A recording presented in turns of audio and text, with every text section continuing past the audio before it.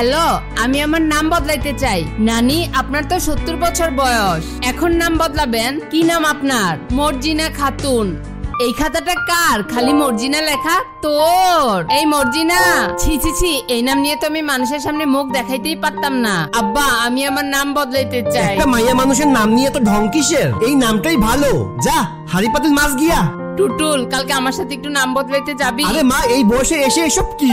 এখন তো সবাই তোমাকে টুটুলের মা বলেই ডাকে। তোমার নাম ধরে কে ডাকে? আর কালকে আমার বউয়ের সাথে শপিং এ যাওয়ার কথা, সময় হবে না। এই নামটা নিয়েই তো সারাটা জীবন কাটিয়ে দিলাম। এই বয়সে এসে আর কোনো শখ নাই, কিন্তু আমি চাই না আমার কবরের ফলকে এই নামটা লেখা থাকুক। আপনি কি নাম রাখতে চান? আমি এখনই ব্যবস্থা করতেছি। আমার নাম হবে রুবিনা, যার মানে বুদ্ধিমতী আর সুন্দর। আচ্ছা, এই নেন নানি, 70 বছর পর আমি নিজের একটা নাম পাইলাম। মা, কত টাকা লাগবে?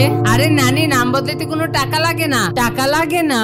আমি তো টাকা খরচের ভয়ে নাম বদলাই নাই। একটা অপছন্দের নাম বদলাইতে 1 টাকাও লাগে নাই, কিন্তু নানিকে অপেক্ষা করতে হয়েছে সারাটা জীবন।